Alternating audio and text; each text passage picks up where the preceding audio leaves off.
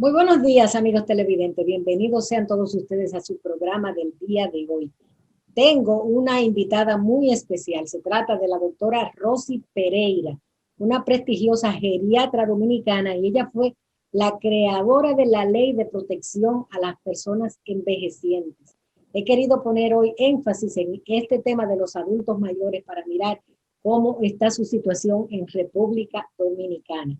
En el día de hoy quiero llevar un mensaje especial de felicitación a todos los padres dominicanos que están celebrando su día. Gracias por su amor, por su apoyo, por su cariño a todos sus hijos. Este es un día muy especial. Los saludo como siempre con la hermosura floral del Jardín Ilusiones, su mejor opción para sus eventos familiares y empresariales. Vamos a comerciales y retornamos con todos ustedes. Estamos en compañía en el día de hoy de la doctora Rosy Pereira, realmente una autoridad nacional e internacional también en materia de atención a los adultos mayores. Se trata de la doctora Rosy Pereira, geriatra, y quien es la creadora de la Ley de Protección a las Personas Envejecientes en el país. Buenos días, Rosy, ¿cómo estás? Buen día, como Dios quiere tenerme, muy bien. Así es, positivamente, y así positivamente comenzamos este programa del día de hoy. En sentido general, yo quisiera que tú nos describieras un poco de tu currículum para que mis televidentes vean un poco de la trayectoria profesional que tienes. Eso es un poquito difícil, pero de todas formas fue una decisión que tomé muy temprano en mi carrera de que iba a estudiar geriatría, iba a hacer especialidad en geriatría por una experiencia que tuve desagradable. Pero decidí, después de estudiar dónde podía hacerlo, porque recuerdo que cuando yo me fui de aquí, en el 1977, no muchos países tenían la especialidad. Y después de buscar y buscar, descubrí que era en Londres, donde había nacido esta especialidad después de la Segunda Guerra Mundial, porque los ingleses habían perdido tanta juventud en la guerra que tuvieron que reintegrar a los pensionados al proceso de reconstrucción del país. Y así nace la geriatría. Cuando ellos encontraron que las personas después de los 60 años que comenzaban a tener problemas, tenían sus necesidades repartidas, el cardiólogo, el neumólogo, el ortopeda, y veía que cada uno indicaba por su lado y había muchos efectos colaterales porque habían interacciones entre los medicamentos. Ellos decidieron, bueno, tenemos que crear una especialidad que vea al adulto mayor como un todo. Igual que como nosotros hemos hecho con la pediatría, que si usted, yo le pongo a mis pacientes el ejemplo, si usted tiene un niño de 2 años con una diarrea, ¿dónde usted lo lleva? ¿Dónde el gastroenterólogo o dónde el pediatra? El pediatra, pues exactamente. ¿Por qué? Porque el pediatra es el que conoce cómo ese organismo, en ese nivel de la vida, funciona. Entonces, así mismo pasa con la geriatría. Después que pasé 6 años estudiando en Inglaterra, regresé a República Dominicana junto con mi esposo, que también se fue a estudiar gastroenterología. Y nada, me instalé aquí a comenzar primero a dar a conocer la especialidad y después, naturalmente, el pluriempleo de los primeros años, a integrarme como profesora de geriatría en 2 universidades. Ahí trabajé por 5 años porque trabajo con arte y con amor, pero no por amor al arte. Y las universidades pagaban muy poco. Y después entonces ya me integré a mi práctica privada, que hasta hoy es una práctica grande, naturalmente. Son muchos años de ejercicio. Y ya la gente ha entendido por qué comenzar a cuidarse temprano. Porque nosotros, la geriatría, es la prevención y tratamiento de las enfermedades que surgen durante el proceso de envejecimiento. Y una cosa, por ejemplo, que yo les puedo decir tan sencilla como yo no uso lentes, yo no he desarrollado presbicia, porque desde que yo me vi a los 40 años que tenía que comenzar a separar la mano para poder enfocar, sencillamente hice ejercicio de mis músculos que suspenden el lente que tengo interno en el ojo y fortaleciendo mis músculos puedo enfocar perfectamente sin necesidad de ponerme la lentilla ni tampoco ir a un médico para que me corrija la presbicia. O sea, así comenzamos nosotros a instruir a la población a que hay que comenzar temprano. Recuérdense que nosotros envejecemos como vivimos. Después que me pasé muchos años de ejercicio, naturalmente me integré, duré 10 años como directora general de programas en el Ministerio de Salud Pública y Asistencia Social, viendo los pocos programas que había en esa época un solo hogar de día, centro diurno, que estaba situado en Los Minas, y esos eran los servicios nada más. Ese hogar de día y los hogares de ancianos, como ustedes le dicen, que nosotros le llamamos residencias de cuidado permanente. Y nada, vimos en todo ese tiempo que había muchas necesidades, se necesitaba una plataforma legal tanto para los niños como para los adultos mayores, y ustedes me dirán, priorizó los niños. Bueno, impulsamos el Código de Niños, Niñas y Adolescentes, que se creó mientras estuvimos en el ministerio. Ese fue lo que me dio el tiempo, pero desde que salí dije, no, tenemos que comenzar a trabajar en ese basamento jurídico para los adultos mayores, y nace la Ley 352-98 después de 2 años de estudio y de entrevistas con grupos comunitarios de personas mayores, con instituciones que trabajaban con personas mayores, con los centros de cuidado permanente, las monjas sobre todo, que son las que gobiernan o que regentean la mayoría de ellos. Exploramos a ver qué quería la gente, qué necesitaban nuestros mayores, y hasta que se creó la ley. Me he visto envuelta naturalmente con muchos trabajos en organismos internacionales, con la OPS como consultora en el área, con Naciones Unidas, en la elaboración del Plan de Acción de Madrid del 2002. Trabajé con Naciones Unidas un buen tiempo y ahora me mantengo ligada, pero muy ligada a todas las acciones, porque nosotros no solamente somos médicos clínicos, nosotros nos hemos envuelto en todos los aspectos del envejecimiento, el aspecto social, el político, el económico y naturalmente el aspecto salud. Así es. Bien, pues entremos en materia. ¿Cómo está la situación de los envejecientes o adultos mayores, como se les dice ahora, durante esta época de la pandemia? ¿Qué ha pasado con ellos? ¿Cómo se ha afectado su salud?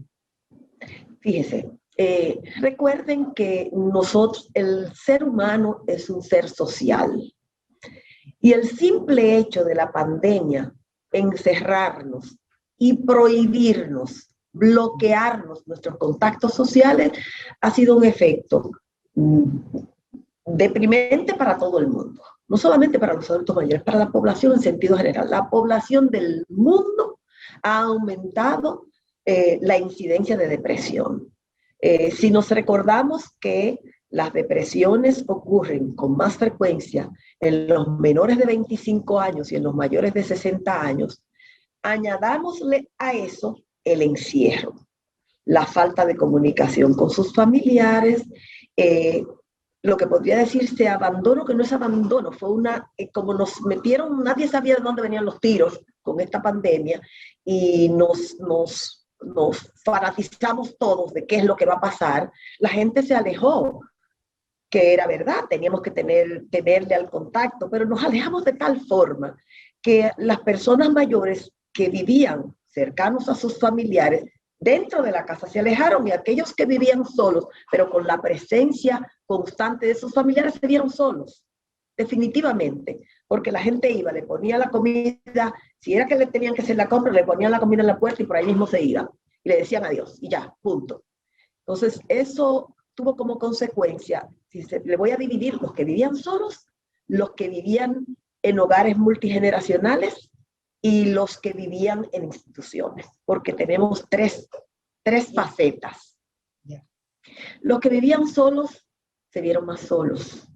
Al verse más solos y sin que los familiares lo pudieran llevar, porque nadie llegó, yo cerré mi consulta por 3 meses, nadie los llevaba a los médicos porque todo el mundo estaba encerrado, médicos y pacientes. Pues sus enfermedades, sus comorbilidades se incrementaron, porque se descontrolaron la presión arterial, se descontrolaron las diabetes, las personas comenzaron a perder movilidad, porque al estar solos se pasaban más tiempo sentados, no se movilizaban mucho en la casa. Entonces, esa función de los músculos, de mantener la estabilidad de las piernas, se fue perdiendo y hubieron más personas con sarcopenia, la osteoporosis se aumentó. O sea, todos los problemas normales de una persona que envejece se incrementaron con la pandemia. En cuanto a lo social, imagínense ustedes el despegue que hubo. Naturalmente la incidencia de depresión en los que vivían solos se incrementó, pero por mucho. Y las crisis de pánico también se incrementaron, porque al verse solos, bloqueados, sin nadie que los viniera a visitar, el temor que en realidad nos llenó a todos, se magnificó en las personas que vivían solas. En los hogares multigeneracionales, que es donde vive la mayoría del adulto mayor dominicano, de acuerdo a las estadísticas, el 81% de las personas adultas mayores del país viven en hogares multigeneracionales, o sea, con sus familiares. Entonces, ese 81% se aumentó la incidencia de abuso, de maltrato. Recuérdense que hubo un incremento en la violencia intrafamiliar, porque, señores, no es fácil, ni para nosotros fue fácil. Para mí no fue fácil. Nosotros lo que hicimos fue que mi esposo y yo, que estábamos solos en la casa, nos reinventamos, porque los que teníamos servicio los mandamos para su casa, porque no queríamos el irse viernes y venir los lunes y cogiendo transporte público. Los mandaron para la casa, nos quedamos en la casa. No estábamos acostumbrados, mi esposo y yo, a estar 24/7 cerrados, compartiendo. Eso trajo problemas entre muchas parejas. O sea, los divorcios aumentaron durante la pandemia. Nosotros no tuvimos eso, mi esposo y yo, porque nosotros creamos un programa de actividades diarias. Y los fines de semana salíamos a cenar, salíamos a bailar, salíamos a una bohemia. O sea, nosotros buscamos la forma de tratar de llevar una vida lo más normal posible. Yo creo que con más actividades que de lo usual. Entonces, por eso pudimos llevarlo. Pero no todo el mundo se planificó como lo pudimos hacer nosotros. Y por eso aumentaron los problemas dentro de las parejas y dentro de las familias. Ya sabemos cómo aumentó la violencia intrafamiliar. Recuérdense que no solamente aumentó porque estaban cerrados, aumentó porque aquellos que no tenían sus necesidades económicas provistas, que no tenían una alcancía de donde recoger los cheles y los trancaron. Señores, eso hizo que había la ira que produce el no tener ni siquiera con qué comer, donde mantenerse trancado con el calor. Fueron demasiados los elementos que coadyuvaron a que la situación en sentido general se deteriorara. Abusos físicos, abusos sexuales, abusos psicológicos, ni se diga. O sea que hubo de todo durante la pandemia y naturalmente eso se refleja en todos los estudios que nosotros estamos haciendo un estudio con 15 países más sobre los efectos de la pandemia en el adulto mayor y coincidimos en la gran mayoría. Aquí nosotros hemos tenido reportes de abuso físico. Hay otros países donde no los han tenido. Los países europeos y asiáticos no han reportado ningún abuso de incremento en los abusos físicos, pero sí en otros tipos de abuso, naturalmente. Y de abandono. Casos de abandono también se han dado. O sea que la pandemia ha sido una etapa muy difícil y el hecho de que nosotros estemos insistiendo en la vacunación como el único modo de nosotros tratar de retomar la nueva realidad, porque va a ser una nueva realidad. Nosotros vamos a tener que convivir con este virus, pero por lo menos que nos acerquemos más a la realidad a la que estamos acostumbrados, de tener nuestros familiares cerca, de podernos dar un abrazo, nosotros solamente lo podemos lograr si nosotros logramos tener un porcentaje de vacunación, como que tienen todos los puntos del mundo, de un 70% del total de la población fully vaccinated, o sea, totalmente vacunados con sus 2 dosis, y ahora aquí que nos van dando la oportunidad de tener la tercera dosis, pues la tercera dosis, lo que sea que tengamos que hacer para nosotros mantenernos en salud y mantener nuestros familiares en salud. Todavía existen personas, desafortunadamente, que insisten en mantenerse lejos de las vacunas, pero nosotros esperamos que ese grupo de personas los repiensen, reflexionen y lleguen a la conclusión de que es la mejor forma de nosotros salir de esto. Sobre todo con la amenaza de la variante Delta, que ya se ha dicho que está aquí. Sí, definitivamente. ¿Cómo podría usted orientar a mis televidentes sobre ese tema tan delicado para todos nosotros? Porque estamos reabriendo la economía y nos llega esta amenaza. Pero me dicen que tengo que hacer una pausa, doctora. Vamos a tratar este tema al volver de la pausa. Volvemos. ¿Cómo no?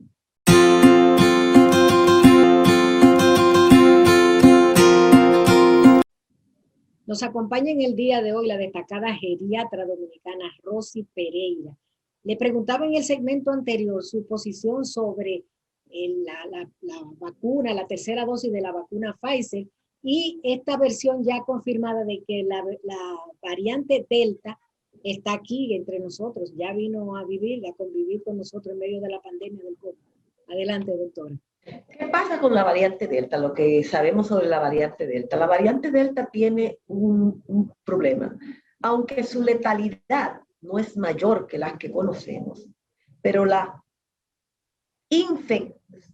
forma de infectarse es triplicada. O sea, la peligrosidad de contraerla por contagio es mucho mayor que las variantes que conocíamos.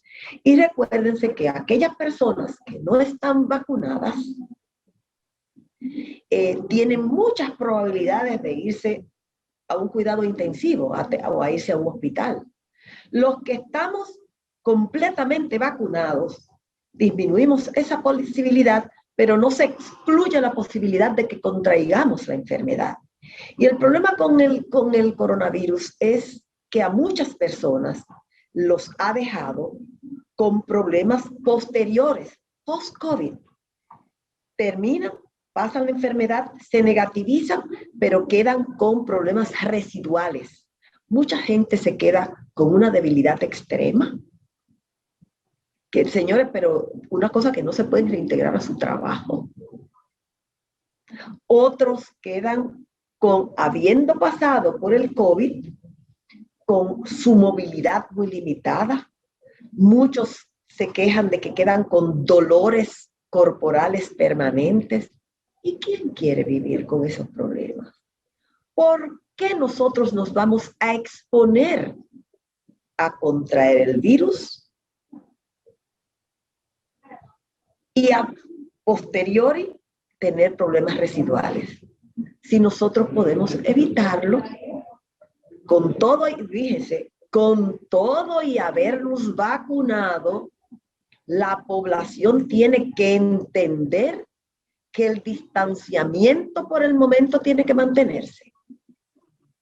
Nosotros personalmente no estamos yendo, aún con la vacuna y todo, a restaurantes cerrados. Nosotros vamos a restaurantes que tienen terrazas y disfrutamos, pero podemos tener mayor distanciamiento. Ahora, si los restaurantes que son cerrados asumen la responsabilidad de mantener un protocolo de distanciamiento dentro de ellos y poner las mesas alejadas de modo que la gente pueda que estén los grupos familiares juntos, que sabiendo uno con su familia que todos están vacunados, que todos están sanos, usted se puede acercar un poco más, ponerse en una mesa. Y tiene que quitarse la mascarilla para comer o para tomarse el trago que se vaya a tomar. Pero otros grupos familiares, si usted sabe lo que hay en el otro grupo, no, ese grupo tiene que estar alejado. O sea que nosotros tenemos que todavía mantener ese protocolo establecido, quizás un poco más liberado, pero tiene que mantenerse un protocolo si nosotros queremos ir desmontando el toque de queda, extendiendo el horario donde podremos estar en la calle, teniendo mayor flexibilidad para nosotros poder comparecer a centros de diversión, pero tenemos nosotros que ser responsables, cada uno de nosotros tiene que ser responsable de su propia salud, de la salud de sus familiares cercanos.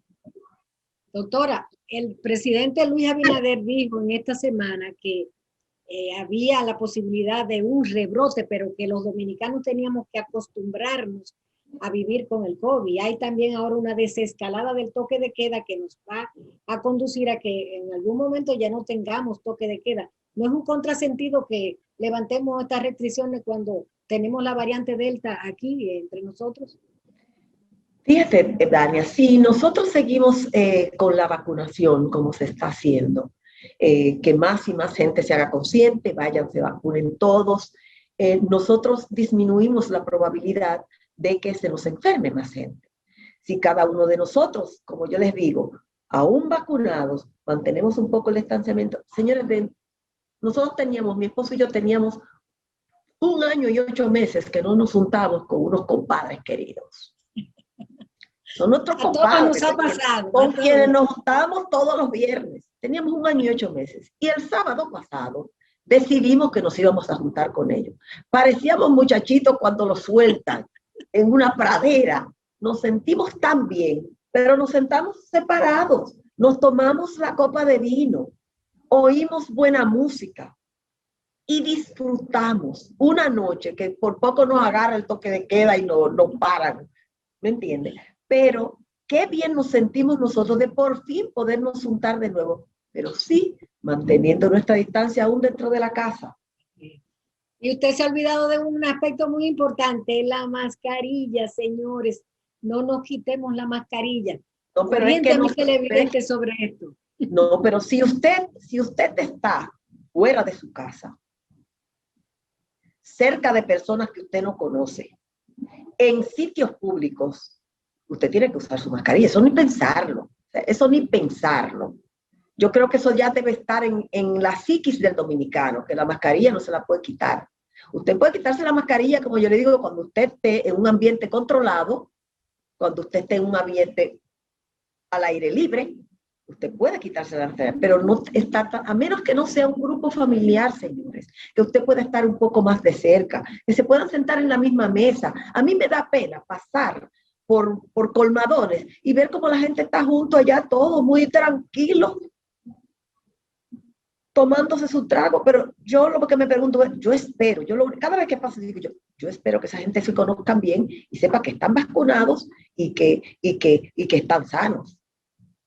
Pero esas multitudes que se forman aquí, sobre todo en los barrios de la capital y en ciertos centros que no necesariamente sean barrios marginados, ¿no? Aquí hay ciertos centros donde también se acumula mucha gente. Y eso es una responsabilidad. Aquí la gente piensa que puede dejarle la responsabilidad al gobierno. No. El Estado somos todos y responsables somos todos de cuidarnos nosotros y cuidar a los demás. O sea que nosotros aquí debían estar haciendo, igual que como están haciendo en Israel, como están haciendo en Francia y en muchos otros países europeos. Usted no puede montarse en un transporte público si usted no tiene su tarjeta de vacunación. Usted no puede irse a un restaurante si usted no tiene su tarjeta de vacunación. En Israel todo el mundo tiene que hacerlo, si no, no entran. No pueden socializar, no pueden entrar a ningún centro público si no tienen su tarjeta de vacunación. Entonces a nosotros nos costará hacer eso, porque todavía hay mucha gente resistente a la vacuna. Sí. Porque se han llevado de muchas cosas, es que se han llevado muchas cosas en las redes sociales. Han ayudado, por lo menos a esparcir el conocimiento, a decirnos lo que está pasando, a conectarnos. Un mundo ahora conectado, totalmente conectado a través de las redes sociales. Caray, pero cuántas cosas irreales, imaginarias, se proyectan en las redes, que han hecho que mucha gente se resista y se crea todas esas cosas, esas teorías de conspiración y todas esas cosas. La han hecho la gente, mucha gente se lo ha creído y eso ha hecho que tengan miedo. Está bien que yo personalmente dije, cuando comenzó la vacuna, digo, yo voy a esperar que se vacunen 20 millones de personas para yo ponérmela.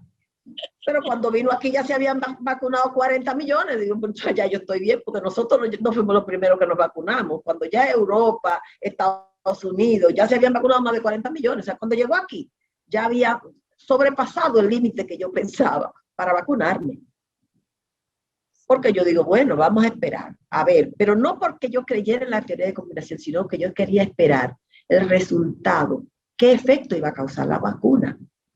Porque fue elaborada a una velocidad nunca visto para la elaboración de una vacuna, que nos hizo pensar, se pasaron los estadios, los 3 niveles de investigación antes de lanzarla, pero la necesidad era tan urgente, se estaba muriendo tanta gente que se tuvo que hacer así. Y no ha sido, han disminuido las muertes. En los países que se están vacunando, las muertes aquí se han disminuido, la incidencia de muerte después que se inició la vacunación. En Estados Unidos, que llevan en Estados Unidos. Mire que Estados Unidos era uno de los países donde más se vacunaba. Brasil tiene problemas porque tienen un Bolsonaro, porque tienen un loco de presidente. Y por eso es que Brasil, el pobre Brasil todavía está teniendo tantos problemas con la vacunación. Colombia tiene problemas porque el presidente no está comprando vacunas. Y los pobres colombianos se tienen que salir de los que tienen recursos, pues se van a los Estados Unidos para vacunarse. Los argentinos están pasando lo mismo. Están esperando que Estados Unidos le done vacuna a través del COVAX. Yo estaba en una conferencia internacional la semana pasada con Japón y me preguntan los japoneses, pues yo les digo, ¿cómo estábamos nosotros haciendo aquí? Y me dicen, ¿ustedes tenían los recursos para comprar la vacuna? Digo, no, nos estamos endeudando para comprar la vacuna. Pero afortunadamente, el gobierno dominicano ha pensado más en la salud de la población que en las deudas que se puedan tener. Si nos endeudamos para poner hasta semáforos, ¿por qué no nos endeudamos para mantenernos en salud? O sea que nada, es un asunto de priorizar y yo creo que la priorización ha sido. Sí. Hay un tema preocupante con relación a la vacunación, es el tema de Haití. Lo tenemos al lado, son nuestros vecinos más cercanos, pero no hay una vacunación intensiva. Vi que la semana pasada habían comenzado tímidamente algún trabajo. ¿Cómo usted ve esta amenaza para la salud nuestra? Bueno, una de las cosas que planteamos, esta semana que viene yo voy a participar en el Foro Económico Mundial como conferencista para tratar los problemas sociales y económicos que conlleva el envejecimiento de la población. Porque ya todas las expectativas tienen de que esta región, Latinoamérica, Caribe, va a contribuir muchísimo con el envejecimiento poblacional del mundo. Yo les manifestaba a ellos que nuestra peor pesadilla es Haití, desde todos los puntos de vista. Y desafortunadamente no tenemos ni el territorio, la cantidad de territorio, ni los recursos para nosotros resolver los problemas haitianos, cuando nosotros tenemos muchos problemas con nuestra población. Y lo plantearé eso en la conferencia porque ahí va a estar Banco Mundial, Banco Interamericano de Desarrollo, Fondo Monetario Internacional, todo lo que se llaman todos los organismos multilaterales van a estar en esa conferencia. Entonces, yo voy a aprovechar la oportunidad para solicitarles que ellos tienen que ir a ayudar a Haití, porque nosotros no podemos hacernos cargo. Y es una preocupación grandísima. Ya le digo, la peor pesadilla que tiene República Dominicana en estos momentos es Haití. Y que tenemos todos los dominicanos, que debemos tener todos los dominicanos. Fíjense como yo digo, debemos tener todos los dominicanos, porque hay dominicanos que yo no sé, como si no conocieran nuestra historia y no conocieran la idiosincrasia del pueblo haitiano. Si no la conocen, tienen que estudiarla. Porque debe ser nuestra peor pesadilla. ¿Y qué ustedes recomendarían en esta materia de esta amenaza a la salud nuestra que representa que ellos no se estén vacunando? Es difícil, es muy difícil. Por ejemplo, ahora en el último operativo de vacunación masiva que se hizo terminó hace una semana y media.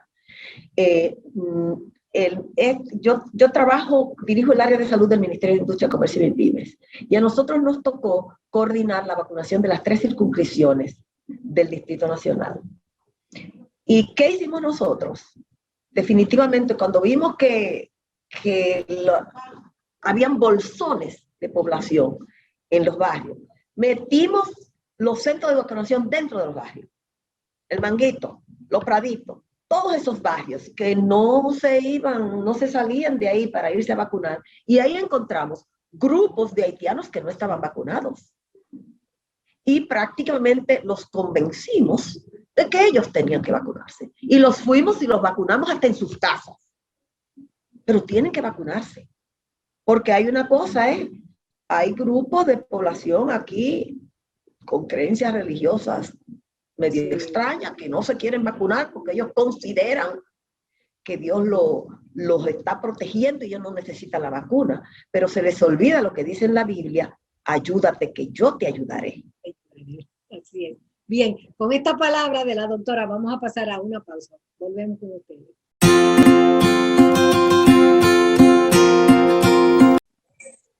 Estamos conversando en el día de hoy con la doctora Rosy Pereira, destacada geriatra de República Dominicana. Me interesan sus puntos de vista sobre el tema de la reforma a la Ley de Seguridad Social, en particular sobre el tema de la población envejecida. Miren, desde que se inició la ley, nosotros comenzamos a ver cómo estaban distribuidos. Recuérdense que esto tiene 3 regímenes. La 8701 tiene 3 regímenes.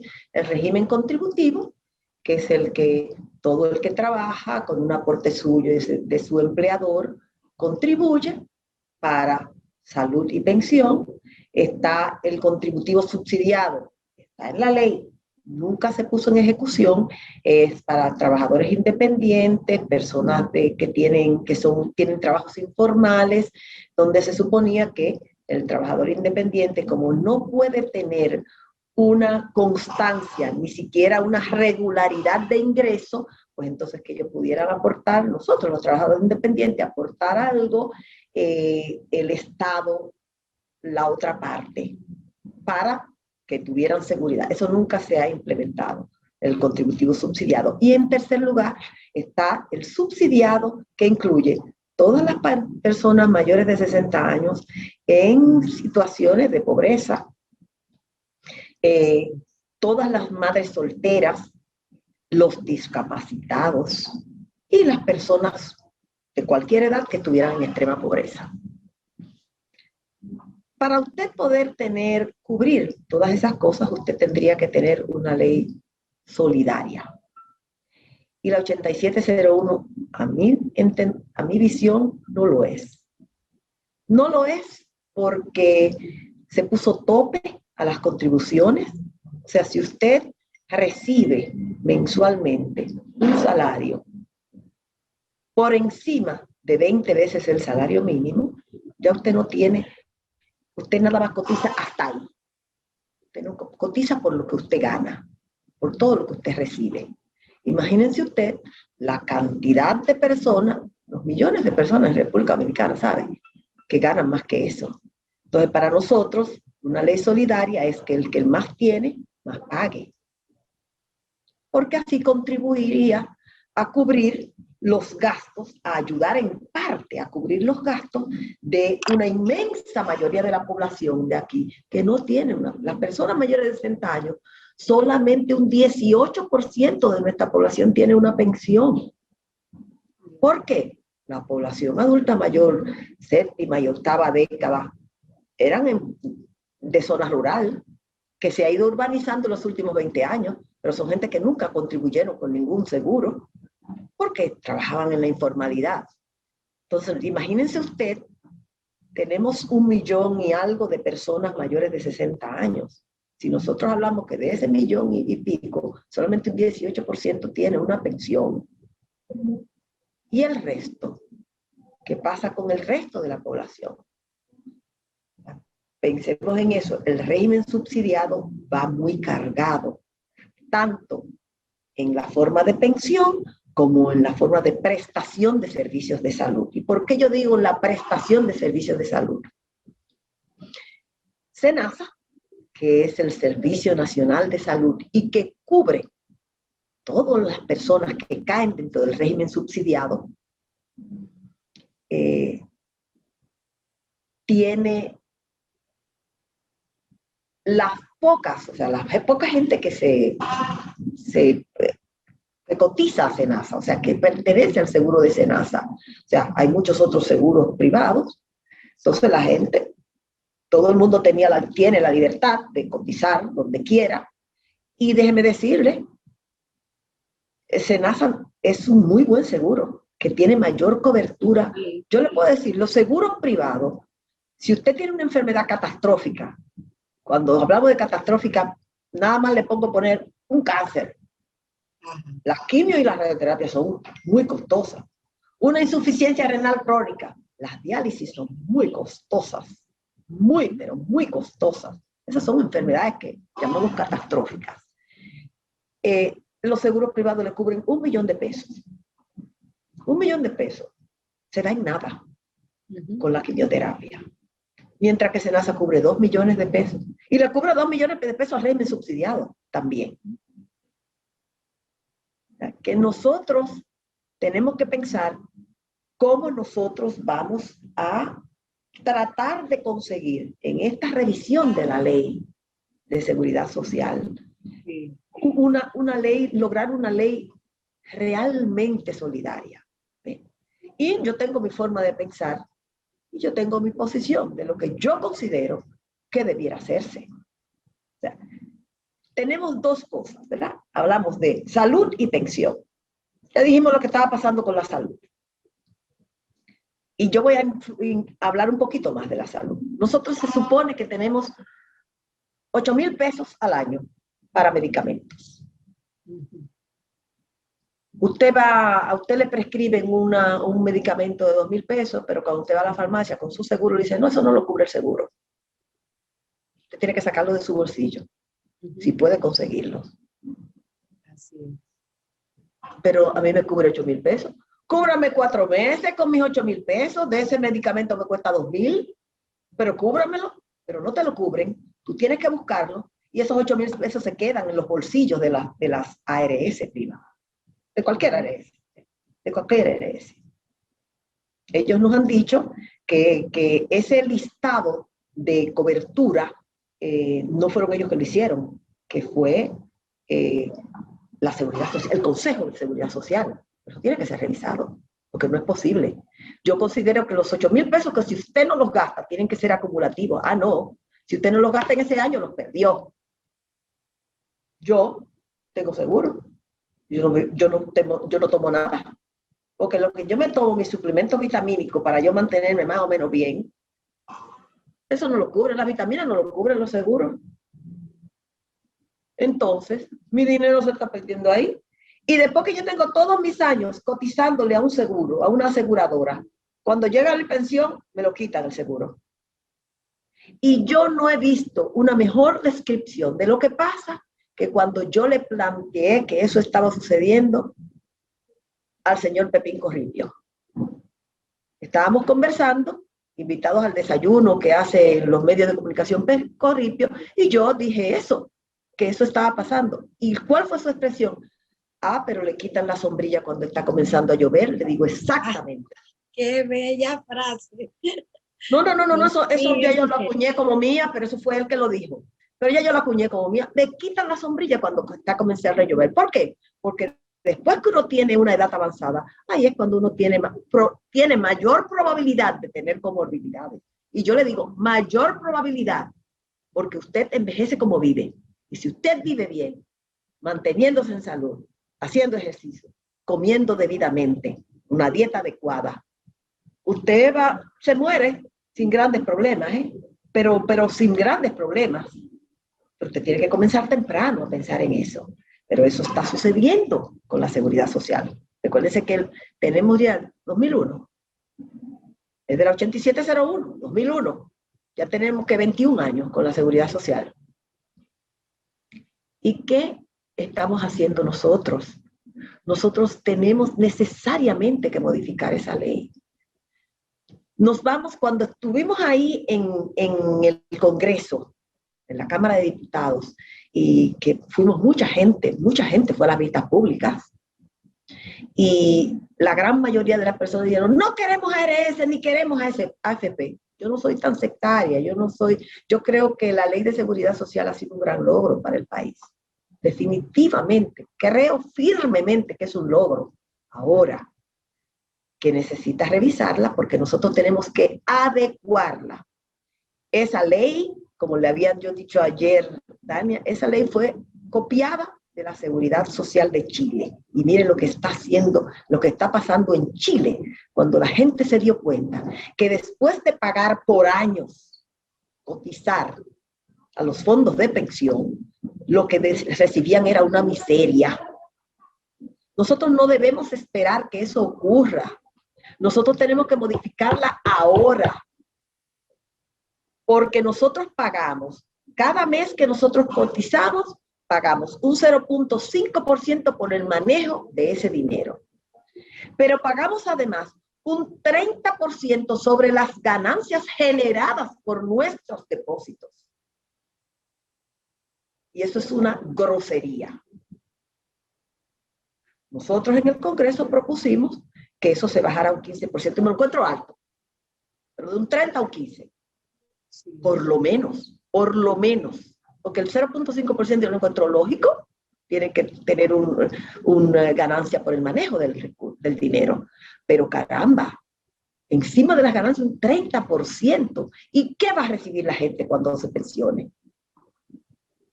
Son centavos y no se indexan con la inflación, que eso es otra cosa. O sea que cuando vengan a recibirlo, una miseria. Tendremos que seguir trabajando hasta que nos muramos. Así es. Doctora, otra cosa que nos... ¿Perdón? Sí, dígame, no, continúe. No. Finalmente, otra de nuestras propuestas es que todas las instituciones públicas debieran estar cotizando a SENASA, que es la que está ruyendo los huesos mientras las otras instituciones privadas se comen la masa. Y eso considero yo que es una injusticia. Y eso tiene que modificarse. De alguna manera, yo no sé cómo, si se va a hacer un porcentaje, debiera ser todas las instituciones públicas, todos los empleados públicos tienen que estar cotizando en SENASA. Eso es lo justo, eso es lo justo. Sí. Pero yo no sé a qué acuerdo llegará, pero esa es nuestra posición. Bien. Sobre CONAPE y los centros de asistencia diurna para adultos mayores, me gustaría que usted, que tuvo tanto que ver con esto, nos diga su evaluación, cómo está funcionando. Mire, esa fue una buena idea. Eso surgió con como les dije al principio, nosotros teníamos un solo centro diurno que estaba situado en Los Minas y después, más adelante, el Banco Interamericano de Desarrollo nos hizo una propuesta que nosotros llevamos al Ministerio de Salud Pública en el gobierno de Hipólito Mejía, que el Thomas Engler, que era un amigo nuestro del Banco Interamericano de Desarrollo, nos dijo eso. Mira, Rosy, tenemos esta propuesta. Entonces lo llevamos allá y era el Banco Interamericano de Desarrollo iba a donar unos fondos para comenzar a hacer centros diurnos, y les voy a explicar por qué. Y el gobierno dominicano tenía que dar una contrapartida. Pues eso se logró y así han ido creciendo los centros diurnos.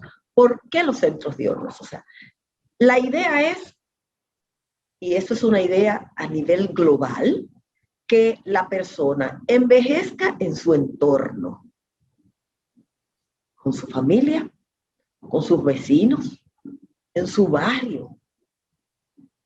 Pero, naturalmente, muchas personas no pueden hacerlo y recurren a los centros de cuidado permanente cuando no tienen quien los cuide. Muchas veces no tienen que darle.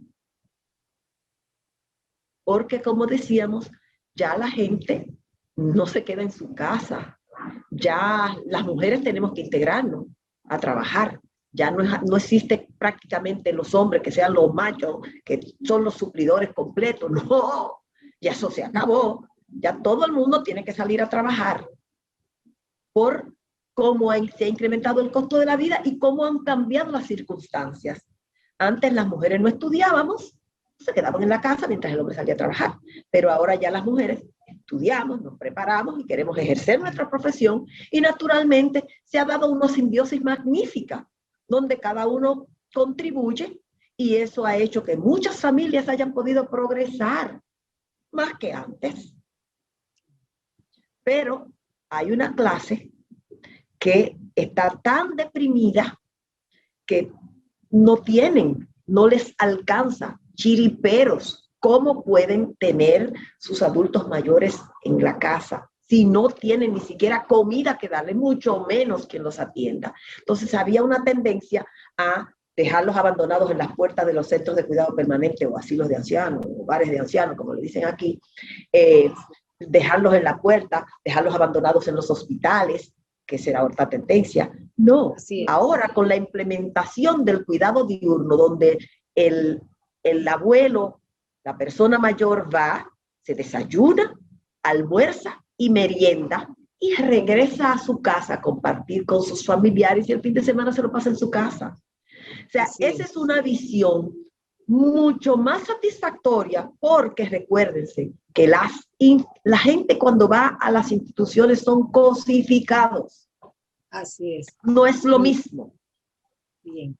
Bien, doctora, se nos agotó el tiempo. Quiero agradecerle su participación en nuestro programa, desearle mucho éxito. Usted es una mujer muy exitosa y sé que va a seguir brindando muchos servicios a los envejecientes y a la República Dominicana, que la admira. A ustedes agradecerles por haber estado con nosotros y esperarlos la próxima semana. Hasta entonces.